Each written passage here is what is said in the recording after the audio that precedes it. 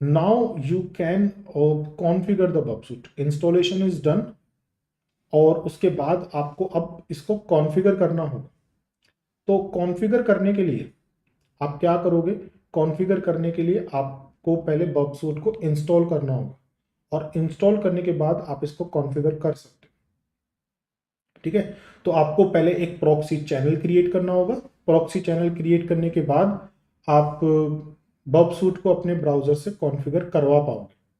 ठीक है, तो Burp Suite as you seen in my screen, मेरे पास जो प्रोफेशनल वर्जन है उसका ट्रायल यूजर का लाइसेंस है, सो आई एम यूजिंग दिस और मैंने इसको इंस्टॉल कर चुका है। अच्छा, एक चीज़ और कि बबसूट जो बना हुआ है ना, वो आपका जावा पर बना हुआ है।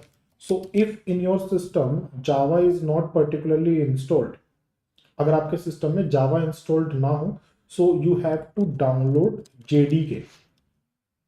आपको गूगल पे लिखना होगा JDK download for Windows and यहाँ से आपको जावा अपने सिस्टम में डाउनलोड करनी पड़ेगी, क्योंकि अगर आप जावा का यूज़ नहीं करोगे तो ये आपके डाउनलोड नहीं होगा। सो आपको यहाँ से विंडोज़ के लिए पैकेज डाउनलोड करना पड़ेगा, इंस्टॉलर, दिस वन।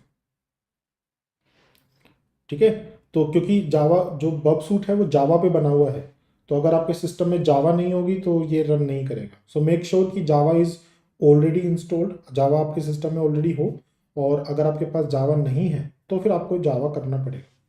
कभी कभी क्या होता है कि आपका जो बबसूट है वो आपसे JRE, जावा रन टाइम एनवायरनमेंट भी मांग सकता है, तो हम JRE को भी डाउनलोड करेंगे। तो आपने लिखा कि JRE for Windows and then go to download Java, and यहाँ से भी आप अपने विंडोज के लिए JRE को इंस्टॉल कर सकते हो। आ रहा है कुछ समझ में? If particularly you are using the Burp Suite in Windows, और अगर आपको लिनक्स में या फिर मैकबुक में इंस्टॉल करना है तो फिर उसके लिए आपको अलग से डाउनलोड करना पड़ेगा।